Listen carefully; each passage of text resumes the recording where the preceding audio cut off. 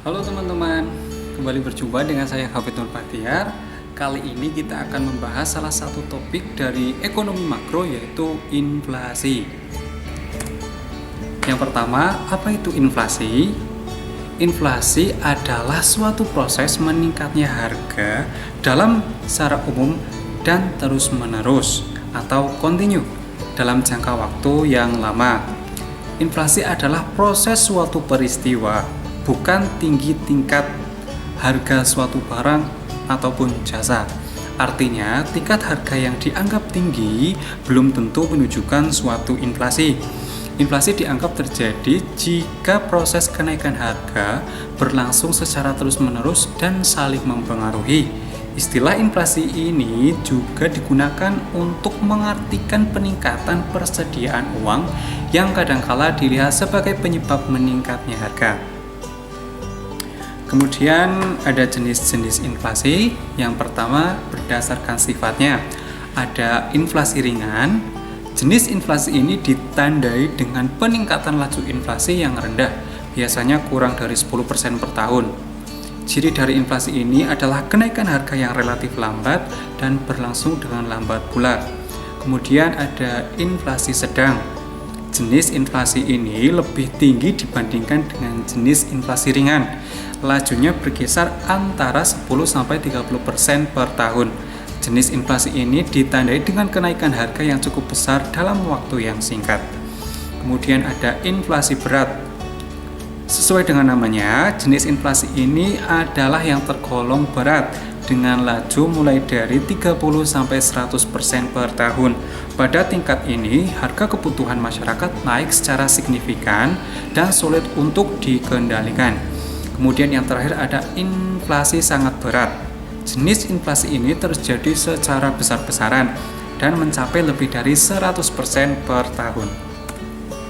Kemudian yang kedua berdasarkan penyebabnya ada demand pull inflation.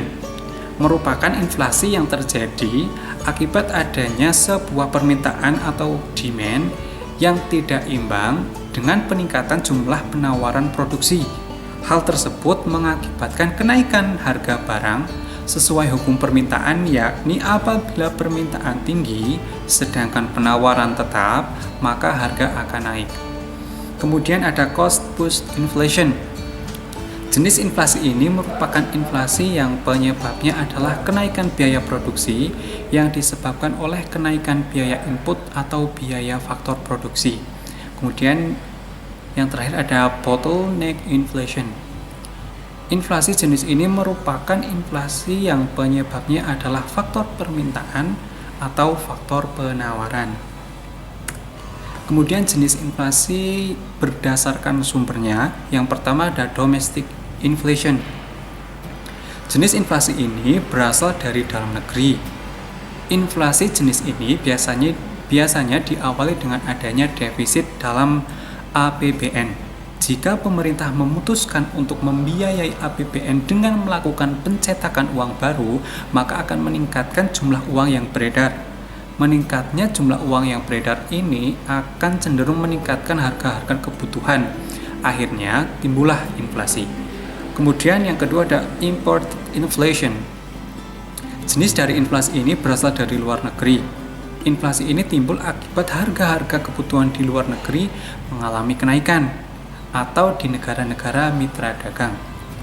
Karena kebutuhan di luar negeri meningkat, otomatis harga barang tersebut pada saat dijual di dalam negeri akan menjadi tinggi pula.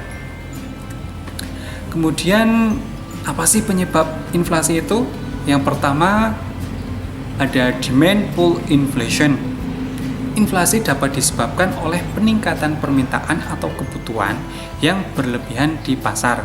Karena adanya hukum supply demand, seiring dengan meningkatnya permintaan, maka harga pun akan meningkat sehingga menyebabkan inflasi. Kemudian ada cost push inflation. Inflasi karena biaya produksi berarti terjadi kelangkaan dalam produksi atau distribusi, sehingga barang harga menjadi naik. Berkurangnya produksi atau distribusi barang disebabkan oleh peningkatan biaya. Peningkatan biaya produksi disebabkan oleh beberapa faktor, misalnya meningkatnya upah karyawan, kenaikan harga baku, kenaikan harga barang impor, kemudian ada pajak yang lebih tinggi dan sebagainya. Kemudian yang terakhir penyebab inflasi yaitu karena tingginya peredaran uang. Penyebab inflasi yang satu ini disebabkan karena uang yang beredar di masyarakat lebih banyak dibanding yang dibutuhkan. Ketika jumlah barang tetap sedangkan uang yang beredar meningkat 2 kali lipat, maka hal ini bisa menyebabkan harga-harga naik 100%. Kemudian bagaimana cara menghitung laju inflasi? Untuk menghitung besarnya inflasi, terlebih dahulu harus diketahui indeks harga konsumen atau IHK. IHK adalah ukuran perubahan harga dari kelompok barang dan jasa yang paling banyak dikonsumsi oleh rumah tangga. Dalam jangka waktu tertentu, untuk menghitung IHK digunakan rumus IHK sama dengan harga sekarang per harga pada tahun dasar dikalikan 100%. Nih, contohnya, harga jenis barang tertentu pada tahun 2003 adalah Rp50.000 dan harga pada tahun dasar adalah Rp40.000. Maka IHK tahun 2003 adalah Rp50.000 per Rp40.000 dikali 100%, maka hasilnya adalah 125%.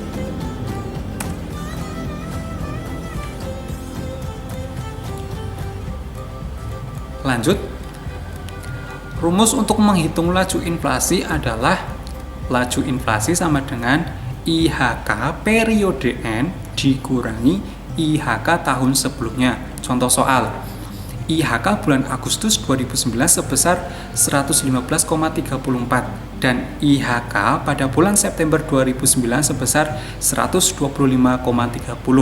Maka laju inflasi bulan September adalah, bisa kita hitung, 125,30 dikurangi 115,34 115,34 sama dengan 9,96%. Jadi begitulah cara menghitung laju inflasi.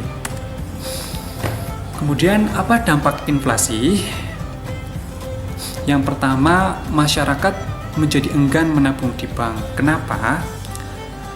Inflasi yang terjadi pada suatu negara salah satunya berdampak pada minat menabung masyarakatnya. Ketika inflasi terjadi, masyarakat cenderung enggan menabung di bank karena bunga tabungan lebih kecil daripada inflasi, padahal pembayaran administrasi tetap berjalan. Kemudian yang kedua, kemampuan ekspor negara melemah. Terjadinya inflasi juga mempengaruhi ekspor barang atau jasa suatu negara. Daya saing barang ekspor biasanya mengalami penurunan sehingga menyebabkan berkurangnya devisa suatu negara. Ketika inflasi terjadi, biaya ekspor menjadi lebih mahal dan menyebabkan kemampuan ekspor negara melemah. Kemudian yang ketiga ada penetapan harga pokok dan harga jual menjadi sulit. Inflasi berdampak pada kalkulasi harga pokok. Presentase inflasi di masa depan biasanya tidak dapat diprediksi secara akurat. Hal itu menyebabkan proses penetapan harga pokok dan harga jual menjadi ikut tidak akurat. Kemudian yang terakhir ada kemungkinan terjadinya peningkatan ekonomi. Inflasi tidak hanya memberikan dampak negatif ya, namun bisa memberikan dampak positif pula. Dampak positifnya pada pendapatan masyarakat mungkin terjadi. Pada kondisi tertentu ketika terjadi inflasi lunak, pengusaha akan terdorong untuk memperluas produksi sehingga perekonomian meningkat. Tetapi sayangnya inflasi tetap akan memberikan dampak buruk bagi masyarakat dengan penghasilan yang tetap karena harga barang atau jasa naik padahal nilai uang tetap. Kemudian bagaimana cara mengatasi inflasi? Yang pertama ada kebijakan moneter.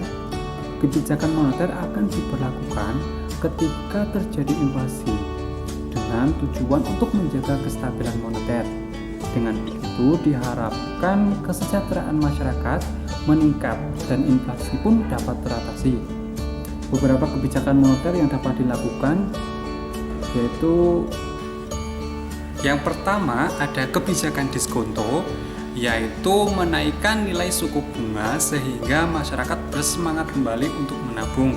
Kemudian ada kebijakan penetapan persediaan kas, yaitu menekan inflasi dengan menetapkan persediaan uang yang beredar dan menetapkan persediaan uang kas pada bank-bank.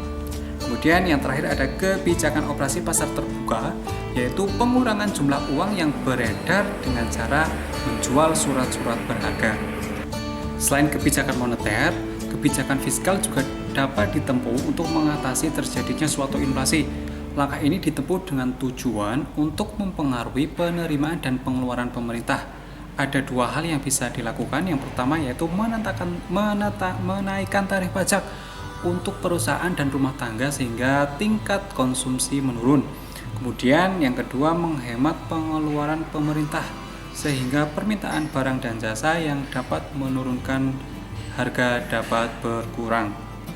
Kemudian ada kebijakan lainnya untuk mengatasi inflasi, yaitu meningkatkan produksi dan menambah jumlah barang di pasar, menurunkan bea masuk barang impor, dan sebagainya. Nah, itulah tadi pelajaran singkat mengenai inflasi. Demikian teman-teman, jika ada kurang lebihnya saya mohon maaf yang sebesar-besarnya.